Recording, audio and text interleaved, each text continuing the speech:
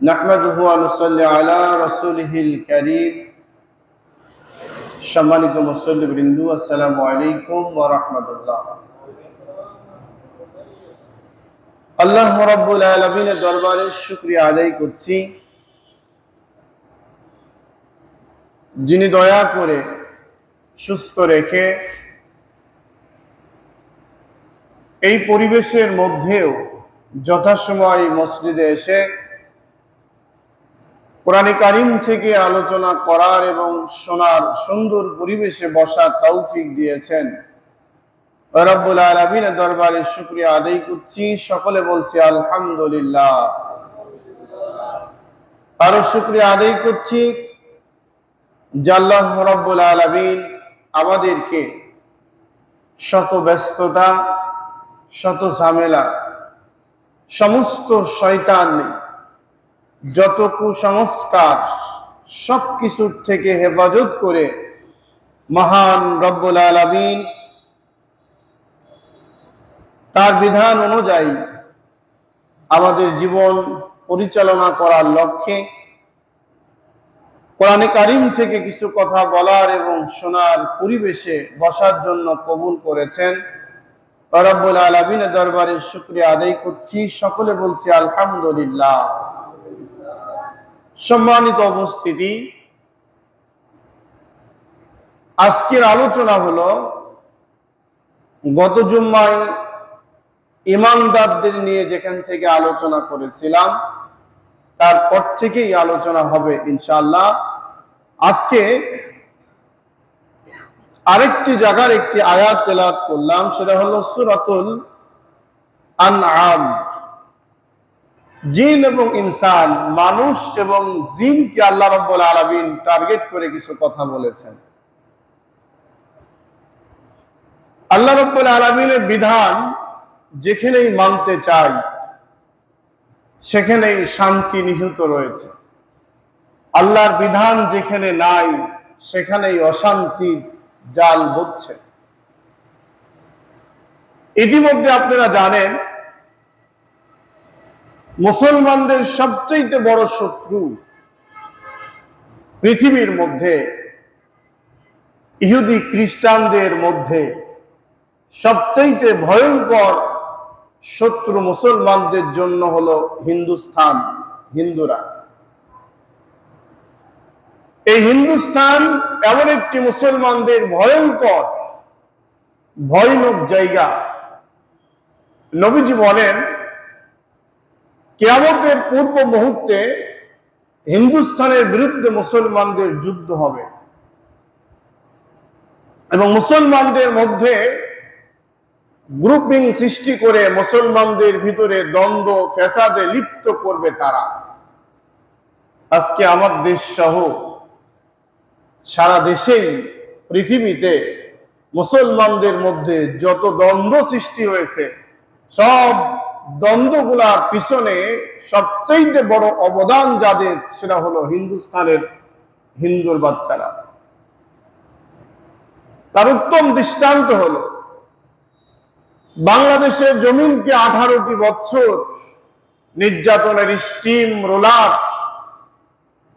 শত শত মানুষকে হত্যা, আলেমদেরকে হত্যা এবং ইসলামী আন্দোলন করার অপরাধে বোলডোজার দিয়ে বাড়িঘর ভেঙে মাটিতে মিশিয়ে দেওয়ার ইতিহাস এই স্বৈরাচার, তাদের দোসর ভারতের বুদ্ধি পরামর্শ ক্রমেই তারা করেছিল।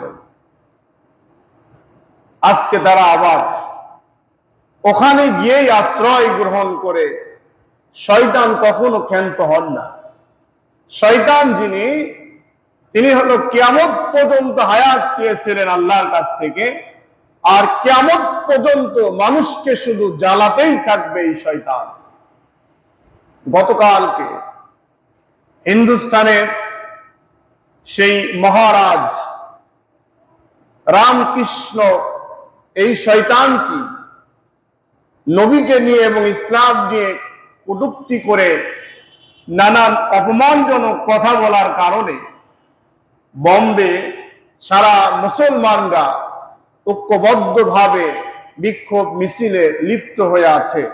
আজকে আমাদের দেশেও বাদ জুম্মা বিক্ষোভ মিছিল হবে, প্রতিবাদ, এক কথা হলো প্রতিবাদ করতে হবে আমাদের। আমরা জীবন যতক্ষণ থাকবে, আমরা যতক্ষণ থাকবো, নিঃশ্বাস যতক্ষণ বের হবে আর ঢুকবে, ততক্ষণ পর্যন্ত আমাদের নবীকে নিয়ে এবং ইসলাম নিয়ে কোন রকম সিনেমিনি কেউ করুক আর আমরা নীরবে সহ্য করবো, এটা আমাদের কাজ হতে পারে না। ঠিক না বলেন? এটা হলো আওয়ামী স্বৈরাচার শেখ হাসিনার কাজ, নীরব ভূমিকা পালন করা এবং এই কাজগুলা বাস্তবায়ন করা, তাদের ইন্ধন দেওয়া ওই শয়তানদের কাজ। এই জন্য আমরা সময় পেলেই প্রতিবাদের লক্ষ্যে রেলগেটে একটা বিক্ষোভ মিছিল প্রতিবাদ সভা হবে, সেখানে আমরা শরীক হব ইনশাআল্লাহ। সম্মানিত উপস্থিতি, আমি শুরুতেই আপনাদের গত জুম্মার আলোচনার একটু আলোচনা করেই আজকের মূল আলোচনা হবে ইনশাআল্লাহ। আল্লাহ রাব্বুল আলামিন ঈমানদারদের দিকে কথা বলেছিলেন যে ঈমানদারেরা তোমরা বের হও আমার জমিনে আমার দিন প্রতিষ্ঠিত করার লক্ষ্যে। যেমন এই যে আজকে স্বৈরাচার, আজকে আমাদের ছোট্ট একটি দেশ সংস্কার করতে চাচ্ছে, কিন্তু শয়তানের জাল এমন ভাবে চতুর্দিক দিয়ে বিস্তার করছে, এদিকে গেলে ওই দিক থেকে আক্রমণ, ওই দিক গেলে এই দিক থেকে আক্রমণ, চতুর্দিক থেকে আক্রমণ করে জনগণকে বিপদগামী করতে চায় তারা। কিন্তু শয়তানদের সকল চেষ্টা প্রচেষ্টা এবং তাদের ক্ষমতা হলো দুর্বল। আল্লাহ বলেন সূরা আনকাবুতের মধ্যে, শয়তানদের সকল প্রচেষ্টা হলো দুর্বল। কিভাবে? মাকড়সা রাত্রিবেলায় বাসা বাঁধে, মাকড়সা চিন্তা করে আমার মধ্যে আমার চাইতে বড় রাজা কেউ নাই, আমি চতুর্দিক দিয়ে জাল বিস্তার করব, যত পোকামাকড় আছে সমস্ত পোকামাকড় আমার জালের মধ্যে প্রবেশ করবে, আর আমি আরামে বসে বসে এখান থেকে আমার শরীর বানাবো, খাবো, আর আমি রাজাগিরি করব। কিন্তু আল্লাহ রাব্বুল আলামিন বলতেছেন এই মাকড়সা জানে না এই জালটা ভাঙতে কতটুক সময় লাগবে। ঠিক না বলে? এই গাছে ও গাছে লাগালেন, আল্লাহ যদি হালকা একটু বাতাস দেন, এই বাতাসে মাকড়সার জাল ঠিক রাখার ক্ষমতা আর হবে? বলেন, হবে না। তার উত্তম দৃষ্টান্ত বাংলার জমিটা 18টি বছর ধরে চতুর্দিক থেকে এমন ভাবে বিস্তার করছিল, এমনকি বাথরুমের যিনি সভাপতি বানাইছিলেন তিনি হলো স্বৈরাচারের গ্রুপের একজন নেতা। এইভাবে চতুর্দিক দিয়ে ক্ষমতাকে ধরে রাখার জন্য যা যা করছিল সবগুলাকে আল্লাহ রাব্বুল আলামিন সামান্য বাতাস দিয়ে তছনছ করে হিন্দুদের অবস্থানকে খতম করে যার বাচ্চা তার কোলেই আল্লাহ আবার ফিরাই দিয়েছে। এই জন্য আল্লাহ কোন শয়তানিকে বরদাস্ত করেন না, একটু সুযোগ দেয়, এই সুযোগে মাকড়সার মতো জাল বানিয়ে এরকম চিন্তা চেতনা আমি আপনি কখনো আনবো না যে আমাদের স্থায়ী, আমাদের খতম করা, আমাদের শেষ করা পৃথিবীর আর কেউ নেই, এই চিন্তা আমরা কখনোই করব না ইনশাআল্লাহ। আল্লাহ যেন আমাদের ভুলগুলাকে ক্ষমা করে দেয়, বলেন আমিন। এবং আল্লাহর জমিনে যত স্বৈরাচার আসুক না কেন, আল্লাহ যেন উপযুক্তমূলক শিক্ষার ব্যবস্থা কিয়ামত পর্যন্ত সমস্ত জাতিকে দেওয়ার জন্য উত্তম দৃষ্টান্ত হিসাবে এই স্বৈরাচার প্রতিষ্ঠিত মানবরূপী একটা ইবলিসের বাচ্চা প্রধানমন্ত্রী হাসিনাকে যেন আল্লাহ দৃষ্টান্ত স্বরূপ কিয়ামত পর্যন্ত জাতির সামনে উন্মুক্ত করে দেয়, বলেন আমিন। কারণ হলো এত বড় অপরাধ পৃথিবীতে কেউ করতে কখনো পারে নাই। এখন অনেক কবর পাওয়া যাচ্ছে, অনেক গণকবর পাওয়া যাচ্ছে, যেই কবর গুলাতে কত মানুষকে হত্যা করছে, কত মানুষকে শেষ করছে ওই শয়তান ছাড়া অন্য কেউ জানে না, আর জানেন আল্লাহ। আল্লাহ রাব্বুল আলামিন এই জন্য বললেন, ইন তাগফিরু ইউআযযিবকুম আযাবান আলীমা ওয়া ইস্তাবদিল কওমান গায়রাকুম ওয়া লা তাদুররুহু শাইআ আল্লাহু আলা কুল্লি শাইইন কাদির। ও ঈমানদার, তোমরা যে ঈমান নিয়ে আসছো, ঈমান নিয়ে আসার পরে যদি তোমরা স্বৈরাচারদের বিরুদ্ধে কোনো কথা না বলো, নীরব ভূমিকা পালন করো, নীরব ভূমিকা পালন করো, তাকে সাপোর্ট দাও, আর অন্তরের মধ্যে বাসা বাঁধো, তার ভালোবাসা দিয়ে যদি তোমরা জীবন যাপন করতে চাও, আমি রব্বুল আলামিন পরিষ্কার ভাষায় তোমাদের জানিয়ে দিই, ওয়া'আযিবুকুম আযাবান আলীমা, আযাব তোমাদের জন্য আমি আল্লাহ প্রস্তুত করে রেখেছি দুনিয়াতে এবং পরকালে। এই দুনিয়ায় এবং পরকাল। দুনিয়ার আযাবটা হলো, আল্লাহ রাব্বুল আলামিন বলেন, গোটা দুনিয়াটা আমি সংকীর্ণ করে ফেলি তোমাদের জন্য। সংকীর্ণ অর্থ হলো টাকা পয়সা, বিলাসবহুল বাড়ি গাড়ি, অট্টালিকার কোনো অভাব নাই, টাকার কোনো অভাব নাই, কিন্তু দেখা যায় ওই মানুষটাকে একজন ফকিরের বাড়িতে পর্যন্ত আশ্রয় দিতে চাই না। এমন হচ্ছে কিনা বলেন? বর্তমান যত এমপি, মন্ত্রী, মিনিস্টার আর যত নেতাই থাক না কেন, এখন তাদের দেখলে মানুষ করছে সিসি। এটা ফকিরের বাড়িতে গিয়ে যদি আশ্রয় চাই, তবুও সে আশ্রয় দিচ্ছে না। তার মানে হলো গোটা পৃথিবীটা তার জন্য সংকীর্ণ করে দিয়েছেন কে? আল্লাহ। কেন করেছেন? আল্লাহর হুকুম অমান্য করার কারণে। আল্লাহ রাব্বুল আলামিন বলেন, ওয়াস্তাবদিল কওমান গায়রাকুম ওয়া লা তাদুররুহু শাইআ, আমি রব্বুল আলামিন তাদের প্রত্যেকটা কাজের বদলা, প্রতিদান, যন্ত্রণাদায়ক শাস্তি দেওয়ার জন্য আমি একটা উত্তম দৃষ্টান্ত সৃষ্টি করে রেখে দিয়েছি। এটা হলো উত্তম একটা দৃষ্টান্ত। এটাই শেষ নয়, দুনিয়া তাদের জন্য সংকীর্ণ, কোন দিক তার আশ্রয় পাবে না, কোন ব্যক্তি সাপোর্ট দিবে না, কোন ব্যক্তি তাদেরকে প্রশংসাও করতে চাইবে না, কোন ব্যক্তি তাদেরকে একটু খাবার দিবে না, কোনো কিছুই দিবে না। গোটা পৃথিবীর সংকট, গোটা পৃথিবীর সংকট, গোটা পৃথিবীর মধ্যে মনে হবে যেন তার একটু আশ্রয় দেওয়ার জায়গা খুঁজে পাচ্ছে না। এত টাকা, এত পয়সা, এত বাড়ি, এত কিছু থাকা সত্ত্বেও একটু শোয়ার জায়গা যদি না পাই, এই জীবনটা আর একটি মানুষের কিচ্ছু নাই। সারাদিন পরে একটা ভাঙা খাটে, চকি অথবা মাটির বিছনায় শুয়ে রাত্রি আরামে কেটে যাচ্ছে। এই শোয়াটা, আরামটা, এই দুইটার মধ্যে পার্থক্য আছে না নাই বলেন? এজন্য এমন জীবন করিও গঠন, যখন তুমি চলে যাবে কাঁদিবে ত্রিভুবন, তোমার জন্য পৃথিবীটা কাঁদবে, গোটা পৃথিবীর মানুষ আফসোস করবে আর বলবে, হায় আফসোস, অমুক লোকটা অভাব অনটন ছিল ঠিক, কিন্তু লোকটা অনেক চমৎকার একটা ভালো মানুষ, সব সময়ের জন্য আপদে বিপদে মানুষের পাশে দাঁড়াতো, মানুষের খোঁজ খবর নিত, মানুষের সাহায্যের জন্য আগায় আসতো। এমন জীবন করিও গঠন, যখন তুমি চলে যাবে কাঁদিবে ত্রিভুবন। আমরাও যেন এমন জীবন গঠন করতে পারি, আল্লাহ যেন আমাদের কবুল করে, বলেন আমিন।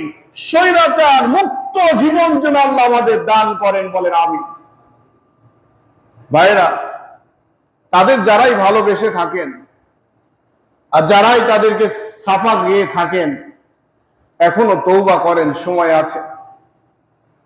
ওয়াস্তাবদিল কওমান গায়রাকুম ওয়া লা তাদুররুহু শাইআ আল্লাহু আলা কুল্লি শাইইন কাদির।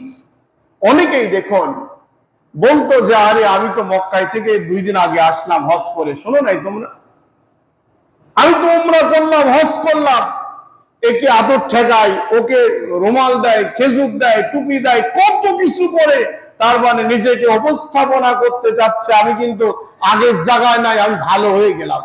এমন কিছু লোক নাই বলেন?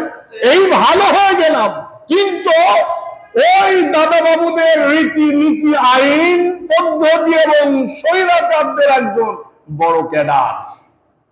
এমন আছে না নাই? ওর ক্যাডারগিরি বন্ধও করে না, তওবাও করে না, তাদের থেকে দূরেও সরে আসে না, অথচ হজ করে নিজেকে বরত্ব করতে চায়। ওই হজের মাথায় গুল্লি মেরে অমর ইবাদত থেকে আপনাকে বেরিয়ে এসে শুধুমাত্র মসজিদে 2 রাকাত নামাজ ওই হজের চাইতে অনেক যথেষ্ট। যে ইবাদত করলে আল্লাহ খুশি হয় না, যে ইবাদত করলে আল্লাহ সন্তুষ্ট পাওয়া যায় না, যে ইবাদত করলে আল্লাহ আপনার উপরে রহম করে না, ওই ইবাদত করার চাইতে না করাই ভালো। ঠিক না বলেন? আল্লাহ রাব্বুল আলামিন বলেন, এমন জীবন করিও গঠন যখন তুমি চলে যাবে কাঁদিবে ত্রিভুবন।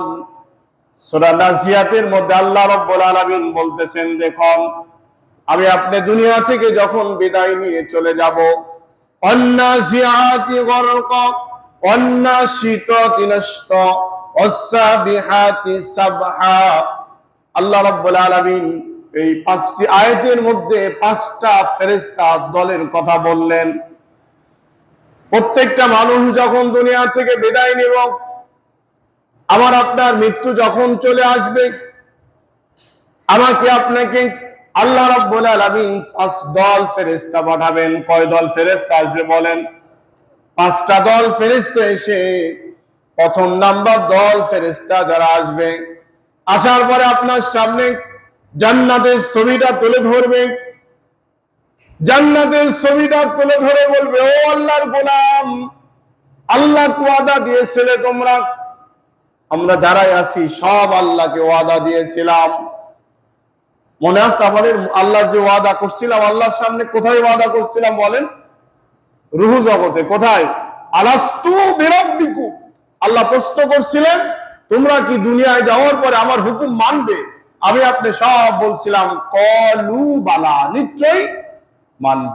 ওই তালিকার মধ্যে, ওয়াদার মধ্যে আমি আপনি ছিলাম কিনা বলেন? স্বৈরাচাররা ছিল কিনা বলেন? যারা আল্লাহকে বড় আঙ্গুল দেখিয়ে দাদা বাবুকে খুশি করতে চেয়েছিল, তারা ওর মধ্যে ছিল কিনা বলেন? ওই স্বৈরাচারদের আল্লাহ চিনা সহজ না কঠিন?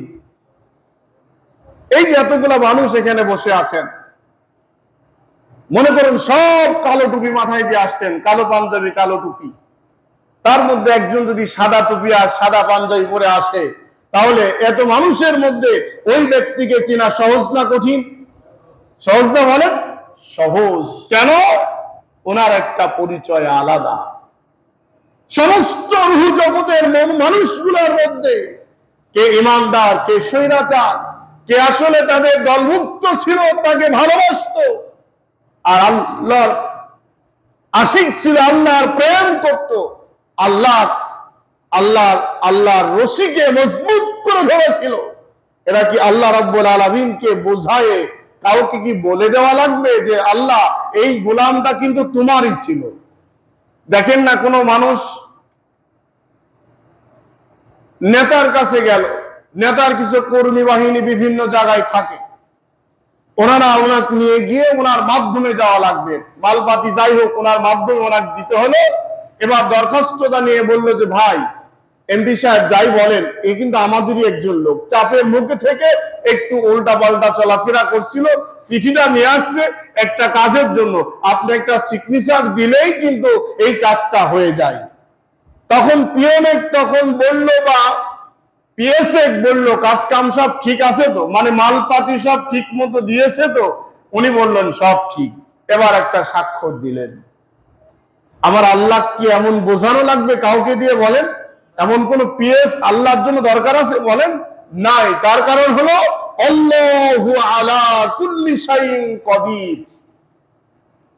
আমার আল্লাহ পৃথিবীর সমস্ত মানুষদের চাইতে সবচাইতে বেশি ভালো জানিওয়ালা, জ্ঞানী, পণ্ডিত, অভিজ্ঞ আমার আপনার সম্পর্কে দুনিয়ার সবচাইতে যিনি বেশি জানেন তার নাম হলো, কথা বলেন, তাহলে কি আল্লাহ বোঝানোর দরকার আছে?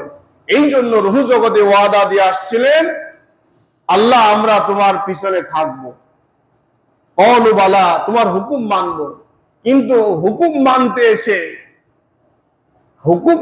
এসে আপনি স্বৈরাচারকে খুশি করতে চাইলেন, মানুষ রচিত আইন প্রতিষ্ঠিত করতে গেলেন, ভারতের দাদা বাবুদের পিছনের পক্ষে কথা বললেন, তাদের ছাপা গাইলেন, আর মক্কা মদিনায় গিয়ে হজের সার্টিফিকেট নিয়ে এসে এবার আপনি বললেন তোমরা কি শোনো নাই, আমি তো গিয়েছিলাম এবার পশ্চিমের দিকে।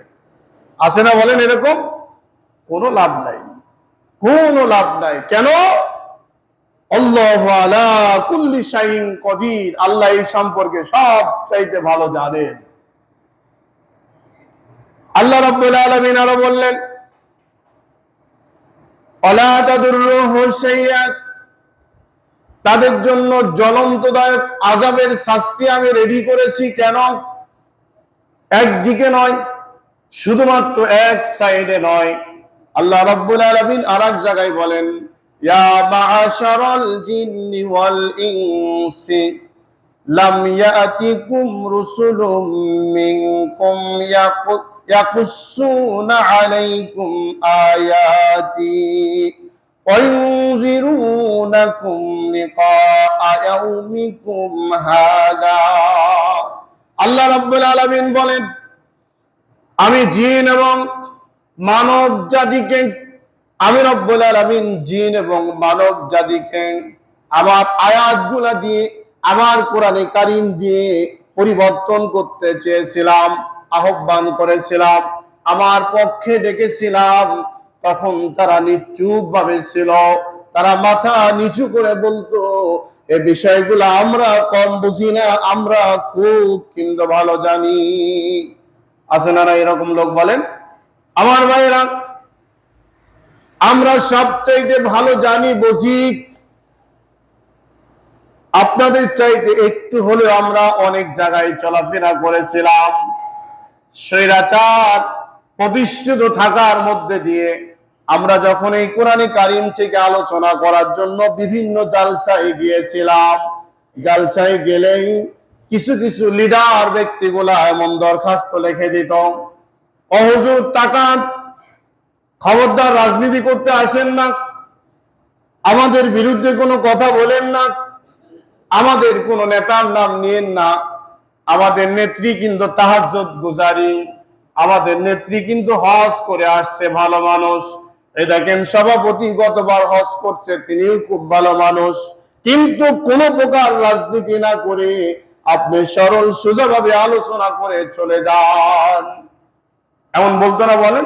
এবং অনেক বক্তাকে মঞ্চ থেকে গ্রেফতার করে নিয়ে, আপনারা জানেন রফিকুল ইসলাম মাদানী এবং অসংখ্য বক্তা, স্বৈরাচার হারুন কুলাঙ্গার সর্বশেষ ওই ব্যক্তিকে উলঙ্গ করে, নেংটা করে স্বীকৃতি প্রদান করছিল, ছবি তুলে ভাইরাল করছে।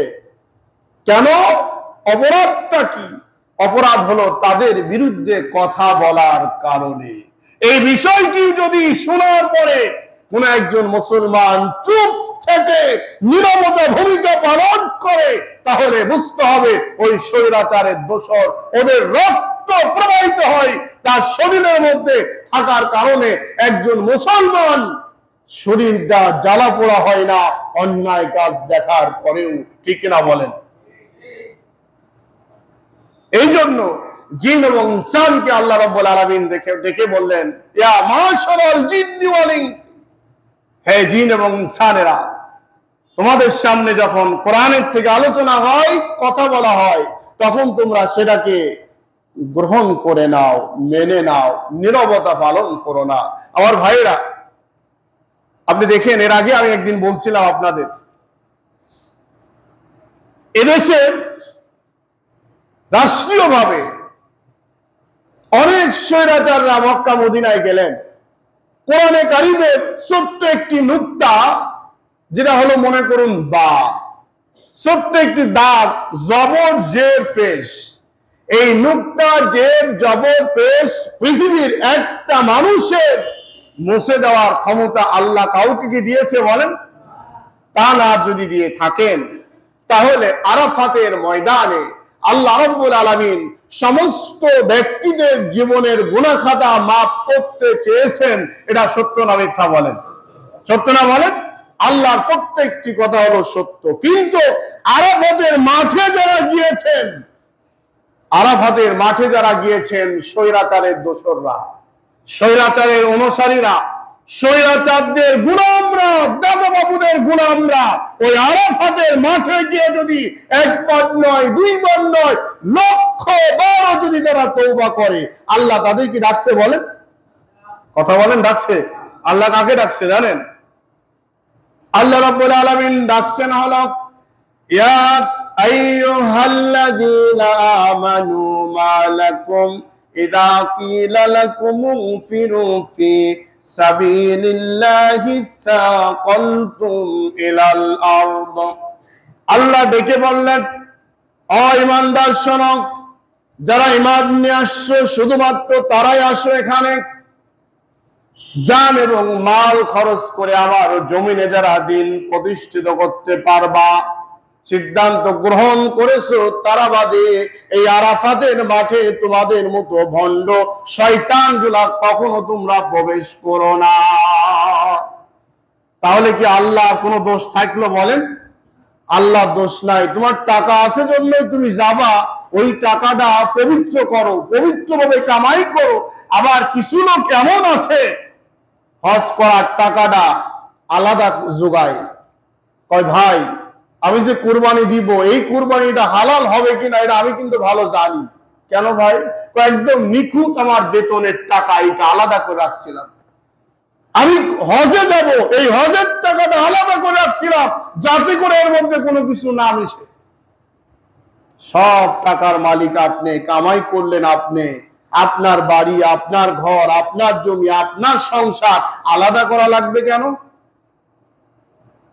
আপনি তো একে আলাদা করা লাগবে কেন? আলাদা করা লাগবে তার মানে হলো বোঝা যায় এর মধ্যে শয়তানি আছে না নাই বলেন? শয়তানি আছে জন্য আলাদা করে আল্লাহকে সন্তুষ্ট করতে চায়। মনে করুন আমার এটা হাত, এটা আমার হাত, এটা পা, এটা বডি, এটা মাজা, এক একটা নাম আছে না নাই বলেন? এক একটা নাম, সব নামের সমন্বয় আমি হলো মানুষ নাকি? সব সমন্বয় মানুষ। এখন মনে করুন হাত আপনি বাদ দেন, পা বাদ দেন, ঠ্যাং বাদ দেন, মাজা বাদ দেন, একটা একটা করে বাদ দেন। বাদ দেওয়ার পরে এখন আপনি খুঁজে দেখেন তো আর মানুষ পাওয়া যাবে? অ্যাক্সিডেন্ট হলো, আপনি শুনলেন অমুক জায়গায় একটা মানুষ অ্যাক্সিডেন্ট করছে, আপনি দেখতে গেলেন, সেখানে যাওয়ার পরে দেখলেন এক জায়গায় পা পড়ে আছে, এক জায়গায় হাঁটু পড়ে আছে, এক জায়গায় মাথা পড়ে আছে, এক জায়গায় রক্ত পড়ে আছে, থেঁতি হয়ে গস্ত পড়ে আছে। এমন হয় কিনা বলেন? ওখানে যাওয়ার পরে হাত যেখানে পড়ে আছে সেখানে গিয়ে কি আপনি বলবেন একটা মানুষ পড়ে আছে এখানে? কথা বলেন, কি বলবেন? এখানে কি পড়ে আছে? এখানে কি পড়ে আছে? গোস্ত পড়ে আছে। এখানে কি পড়ে আছে? মাথা, রক্ত, সব সমন্বয় এক জায়গায় নিয়ে আসার পরে এবার কি হলো? এবার হলো মানুষ। এটা যদি আমরা ভালো বুঝি, আপনি মক্কায় হজ করতে যান, মসজিদে দান করেন, নামাজ পড়েন, আপনি হালাল পন্থায় চলেন, কুরবানি দেন, যা কিছু করেন, তাহলে আপনি সব কিছু সমন্বয়, এবার আপনি হলো ঈমানদার।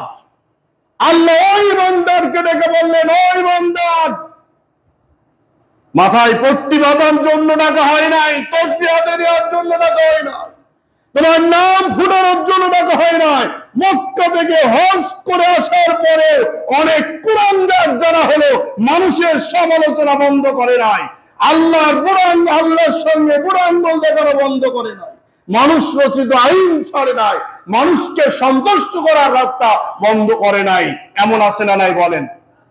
সবকিছু সমন্বয়। দোষ হয় কার? হাজিদের। আসলে কি হাজিরা খারাপ? আল্লাহর ঘোষণা হলো কি?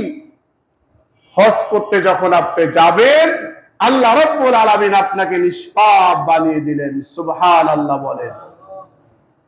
আমার আলোচনা ভুল বুঝবেন না, আমি কিন্তু কোন সময় ইঙ্গিত করে কথা বলি না। কোরআনটা হলো এমন জিনিস, ঔষধ। ওষুধ খাওয়া হয় শরীরের অসুখ ভালো হওয়ার জন্য। এই শরীরের মধ্যে 365টা হলো জয়েন্ট রয়েছে। আপনার হাঁটু ব্যথা হয়েছে, হাঁটু, ডাক্তারে গিয়ে বললেন ভাই আমার তো হাঁটুর মধ্যে প্রচন্ড ব্যথা। উনি দেখলেন, দেখার পরে দেখলেন এখানে হাঁটুর মধ্যে ব্যথা, এই ব্যথার ওষুধ দিলেন। আপনার শরীরের মধ্যে যতগুলা জয়েন্ট আছে সব জয়েন্টে কি ব্যথা আছে? কথা বলেন, ব্যথা কয় জায়গায়? এক জায়গায় ব্যথা, কিন্তু ওষুধ দিয়েছেন কয় জায়গার জন্য? এক জায়গার জন্য। আপনার জয়েন্টে ব্যথা, হাঁটুর ব্যথা, আপনাকে ওষুধ দিল আপনি হাঁটুর ব্যথা সারার জন্য, কিন্তু ওই ওষুধটা যখন আপনি খালেন শুধু কি ওই জায়গায় ছিল? ওই রক্ত সারা শরীরে প্রবাহিত হচ্ছে কিনা বলেন? পানি প্রবাহিত হচ্ছে কিনা বলেন? সব কিছু সমন্বয় হাঁটুর ব্যথা ভালো হয়ে গেল। কারণটা কি? কারণ হলো ওষুধটা যখন আপনি খেয়েছেন, যেখানে ব্যথা ওইটাই ভালো হবে, অন্য জায়গায় ব্যথা নাই, ওখানে প্রয়োজন নাই।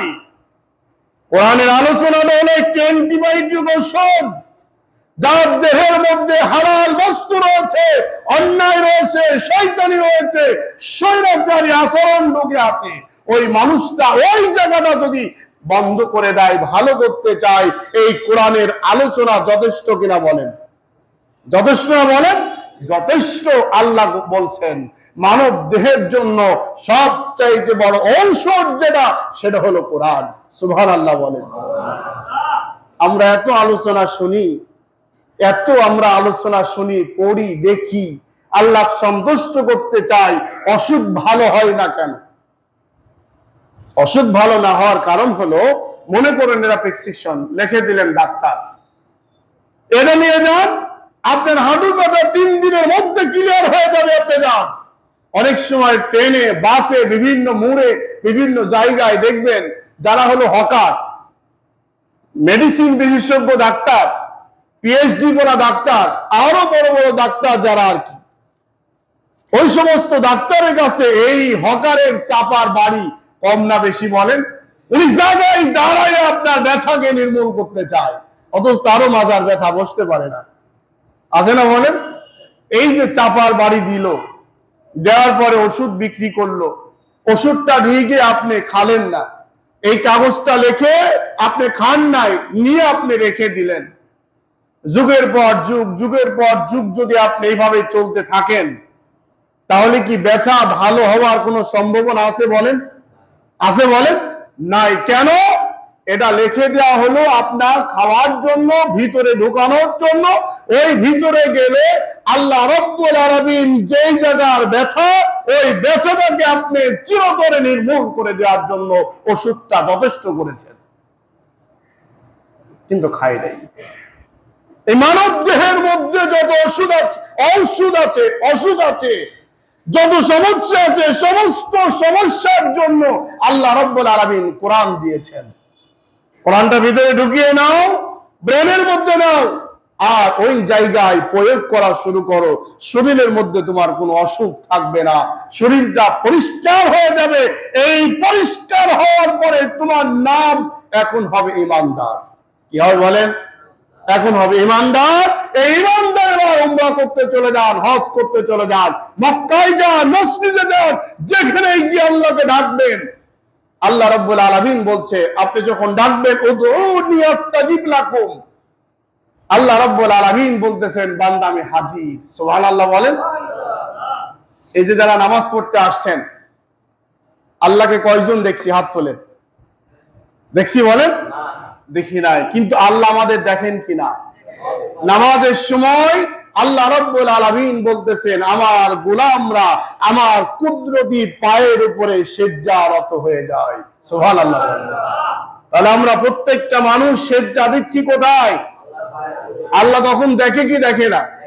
তাহলে আলিমুল গায়ব, ওই আল্লাহ রাব্বুল আলামিন আপনাকে বললেন, ওই গোলাম কি চাও তুমি আমাকে বলো, কি চাও তুমি বলো। গোলাম তখন বলা শুরু করলো, আমার হাঁটুর ব্যথা, মাথার ব্যথা, আমার যন্ত্রণা, অভাব, অনটন, ইত্যাদি ইত্যাদি ইত্যাদি, যা কিছু বললো সব কিছু সমন্বয় শুনে আল্লাহ রাব্বুল আলামিন বললেন সবগুলা দিয়ে দিলাম, যা। আপনি দেখবেন ইমানদার যারা প্রকৃতপক্ষে যারা ইমানদার ফাঁসির কাস্টে নিয়ে যাচ্ছে, এমন তো অবস্থায় নামাজের সময় হয়েছে, আগে ফাঁসি না আগে নামাজ? কথা বলেন। আমার আপনার কি এমন বিপদ যদি হয়, কতজন স্বৈরাচারদের ভয়ে দাড়ি কাটি ফেললো, টুপি মাথায় দেওয়া বন্ধ করলো, জুব্বা পরে না, পাগড়ি বাঁধে না, পাঞ্জাবি পরে না, প্যান্ট শার্ট পরা শুরু করলো, এরপরে টাকনোর উপরে প্যান্ট পরলে তো জামাত শিবির মনে করবে, সেটাও বন্ধ করে টাকনোর নিচে নামালো। বাস্তব সত্য কিনা বলেন? আজকে কোথায় তারা? আজকে কোথায়? তাহলে ইমানদার যারা সকল সময়ের জন্য ভয় করবে, তারা কাকে বলেন? ওই বান্দা যখন আরাফাতের মাঠে গিয়ে ঢুকবে, আল্লাহ রাব্বুল আলামিন বললেন, তোকে নিষ্পাপ বানিয়ে দেওয়ার দায়িত্ব আমি আল্লাহর। সুবহানাল্লাহ বলেন। আমি কি বোঝাতে আপনাদের যে বিষয়টা বলতে যাচ্ছিলাম, ক্লিয়ার কি হয়েছেন ভাই? তাহলে আল্লাহ রাব্বুল আলামিন মাসুম বানিয়ে দিলেন। ওই মাসুম ব্যক্তি আসার পরে এখন উনি কি কারো সমালোচনা করতে পারবে? কথা বলেন। উনি তো এখন খোকা, এখনো কথা বলা শিখে নাই। একজন মাসুম বাচ্চা, উনি কি কথা বলতে পারে? তার মানে হলো কি, কথা বলতে পারে না, তার মানে একজন আরাফাতের মাঠে নিষ্পাপ ব্যক্তি আসার পরে আগের ভাষা আর এখনকার ভাষা আকাশ পাতাল ডিফারেন্স হতে হবে, ঠিক কিনা বলেন? এখন দেখা যায় উনি নামার সাথে সাথে উনি একটা রাউন্ড দিয়ে কয়, আরে তোমরা শোনো নাই, এবার ঘুরে আসলাম। কোন থেকে ঘুরে আসলাম? ওই পশ্চিমে গেছিলাম। পশ্চিমে তো দাদা বাড়ি। কেন গেছিলাম?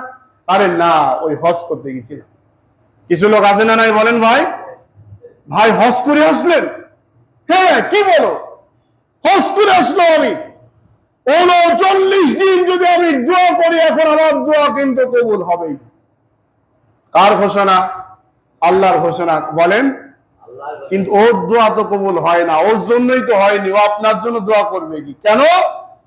উনি তো প্রথম নাম্বার ছিল এই অন্তরের মধ্যে, মানুষ রচিত বিধান দিয়ে এই জীবনটা সাজিয়েছে।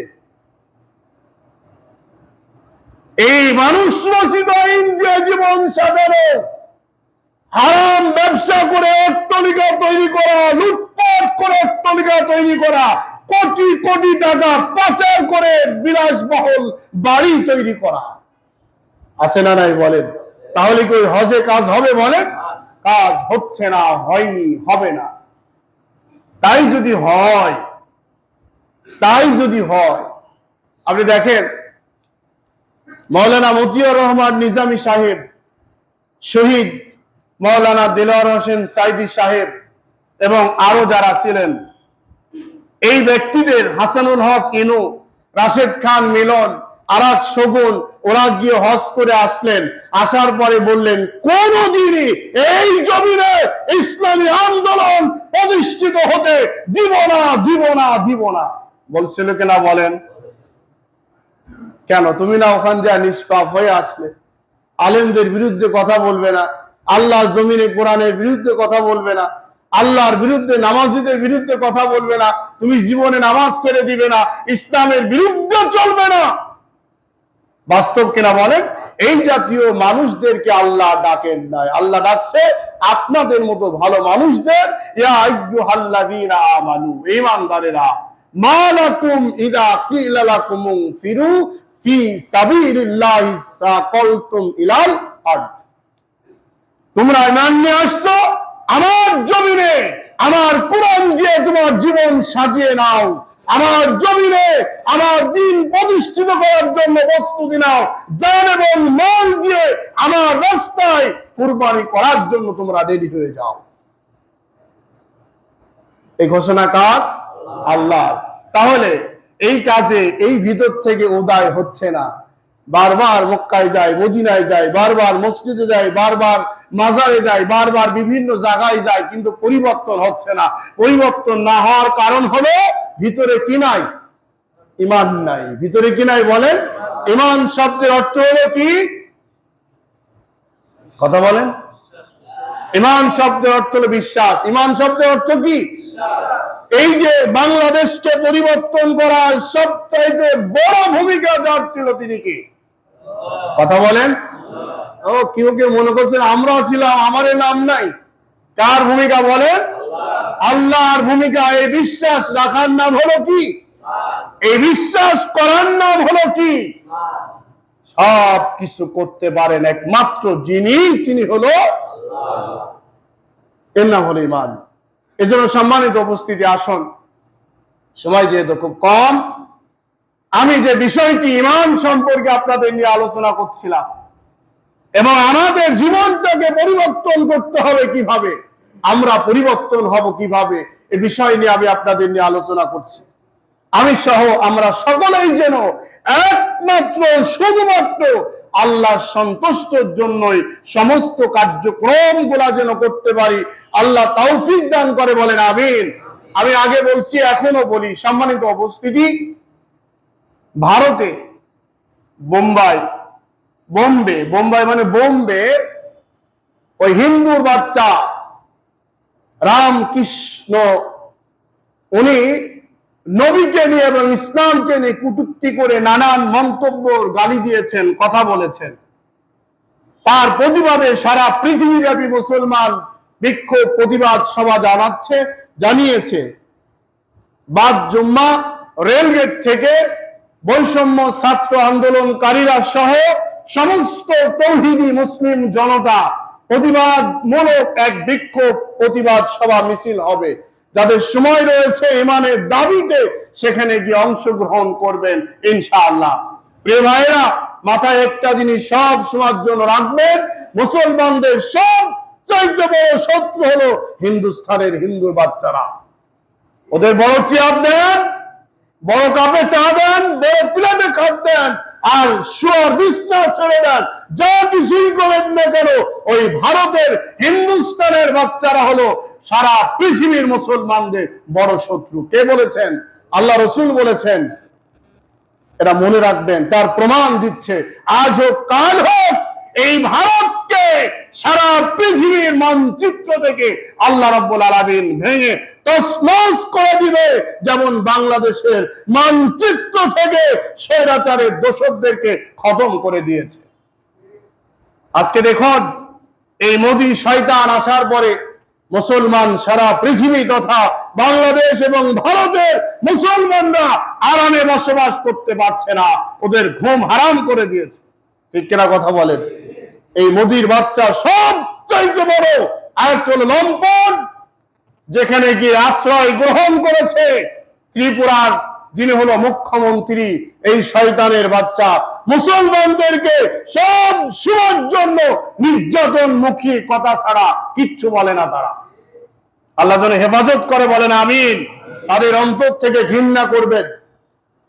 অবশ্যই ঈমানের দাবিতে আল্লাহ সন্তুষ্ট চিত্তে অবশ্যই এই জায়গায় বাসা বাঁধবেন আল্লাহর ভালোবাসা।